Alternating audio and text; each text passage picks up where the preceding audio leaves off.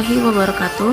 Perkenalkan, kami dari kelompok 8 yang beranggotakan Nadiatan Syarifah, Yuyun Haryanti, dan Nabila Hoirunisa.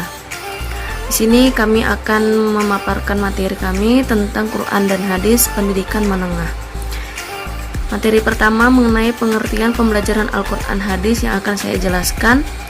Pengertian dari Al-Quran adalah kalamullah yang bernilai mukjizat yang diturunkan kepada Nabi Muhammad SAW dengan perantara malaikat Jibril yang di dalamnya berisi pedoman hidup bagi manusia.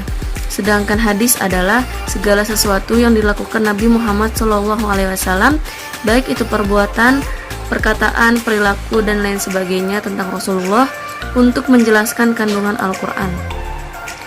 Lalu ada beberapa materi lagi seperti macam-macam strategi belajar mengajar Quran dan hadis dan model pembelajaran yang akan dijelaskan oleh kedua teman saya. Waktu dan tempat saya persilahkan.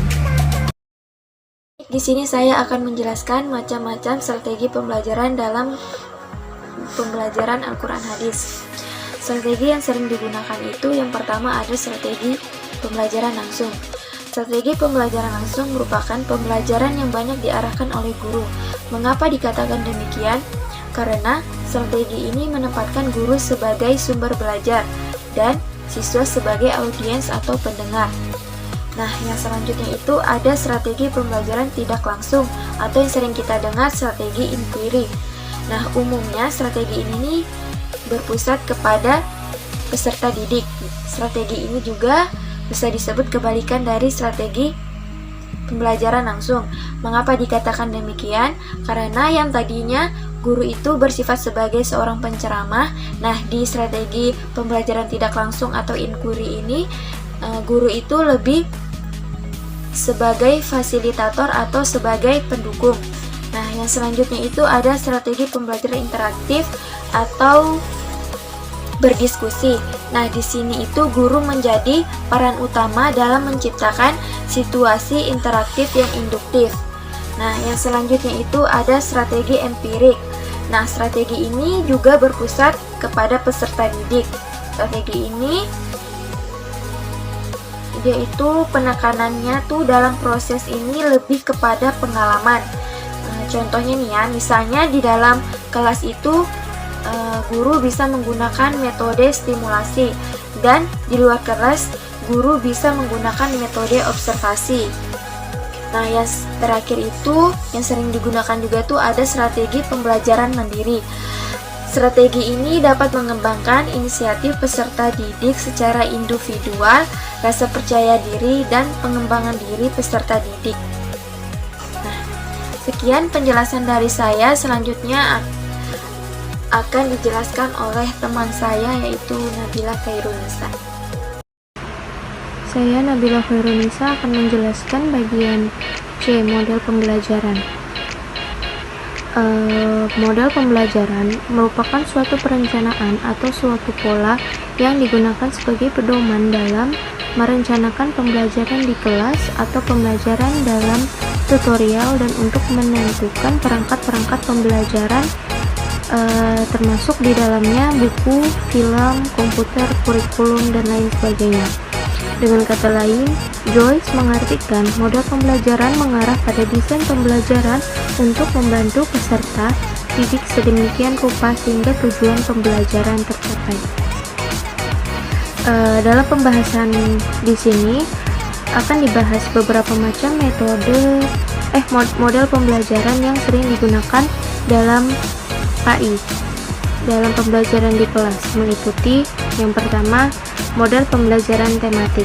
Model pembelajaran tematik sendiri adalah model pembelajaran terpadu yang menggunakan pendekatan tematik yang melibatkan beberapa mata pelajaran untuk memberikan pengalaman bermakna kepada siswa. Fokus perhatian dalam pembelajaran tematik terletak pada proses yang ditempuh siswa saat berusaha memahami isi pelajaran. Lalu pembelajaran tematik di dalam pembelajaran PAI memiliki ciri-ciri sebagai berikut.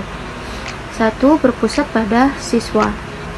Yang kedua, memberikan pengalaman langsung kepada siswa. Yang ketiga, ciri sebagai berikut. 1. Berpusat pada siswa.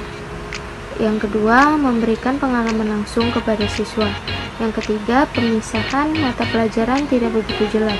Artinya, fokus pelajaran diarahkan pada pembahasan tema-tema yang paling dekat dengan kaitan dalam kehidupan siswa. Yang keempat, menyajikan konsep dari berbagai mata pelajaran dalam suatu proses pembelajaran. Yang kelima, bersifat fleksibel, yang artinya guru dapat mengaitkan bahan ajar dari suatu mata pelajaran dengan mata pelajaran yang lainnya. Yang keenam, hasil pembelajaran sesuai dengan minat kebutuhan siswa. Lalu yang ketujuh, menggunakan prinsip belajar sambil bermain dan menyenangkan. Lalu yang B, model pembelajaran langsung. Model pembelajaran langsung adalah suatu model pembelajaran yang bersifat teacher center. Model ini berpusat pada guru. Model yang didesain bagi siswa dalam mempelajari pengetahuan yang terstruktur dan dapat dipelajari melalui tahap demi tahap. Di sini ciri-ciri model pembelajaran langsung, yakni diaplikasikan di dalam kelas, disajikan dalam 5 tahap, yaitu yang pertama, guru pertama-tama menyampaikan tujuan dan mempersiapkan siswa. Guru menjelaskan informasi latar belakang pelajaran, pentingnya pelajaran, mempersiapkan. Yang kedua, guru mendemonstrasikan pengetahuan dan keterampilan latar belakang pelajaran, pentingnya pelajaran, mempersiapkan. Yang kedua, guru mendemonstrasikan pengetahuan dan keterampilan.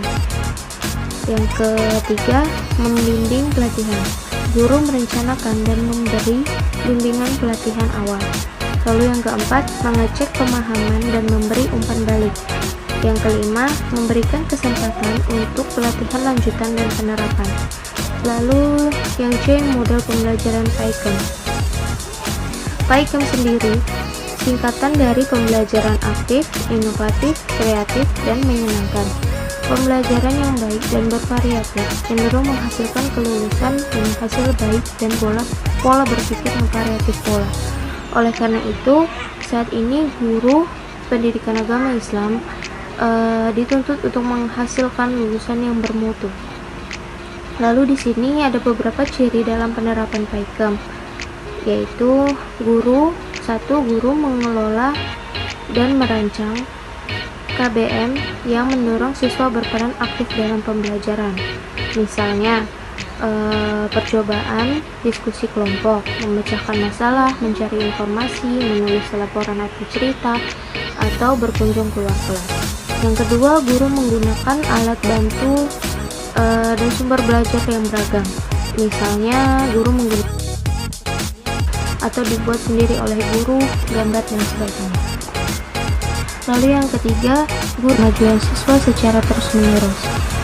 Lalu yang model pembelajaran yang D, model pembelajaran kooperatif.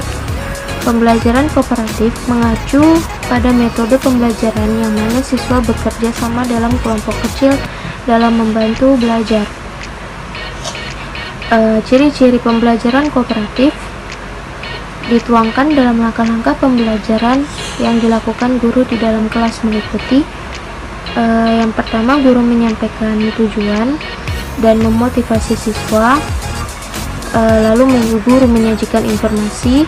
Yang ketiga, mengorganisasikan kepada siswa ke dalam kelompok-kelompok belajar. Lalu yang keempat, guru membimbing kelompok tersebut untuk bekerja dan belajar. Lalu yang kelima, evaluasi. Guru mengevaluasi hasil belajar tentang materi yang telah dipelajari, atau masing-masing kelompok mempresentasikan hasil karyanya. Yang keenam, guru mencari cara untuk menghargai baik upaya maupun hasil belajar individu dan kelompok. Lalu yang terakhir, yang E, model pembelajaran berbasis masalah. Model pembelajaran berbasis masalah atau disingkat MPBM dapat diartikan dalam rangkaian aktivitas pembelajaran yang menekankan pada proses penyelesaian masalah yang dihadapi secara ilmiah.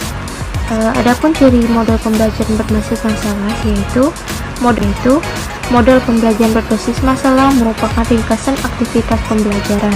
Artinya, implementasi MBPM ada sejumlah kegiatan yang harus dilakukan siswa. MBPM tidak sekedar mengharapkan siswa mendengar, mencari, mengolah,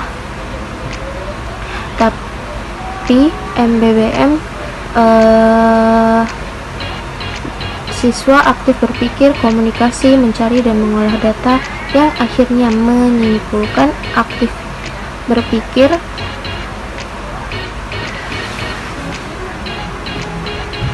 Lalu yang kedua, aktivitas pembelajaran diarahkan untuk menyelesaikan masalah. Lalu yang ketiga, pemecahan masalah dilakukan dengan menggunakan metode ilmiah dalam proses berpikir induktif dan deduktif. Sekian dari saya. Wassalamualaikum warahmatullahi wabarakatuh.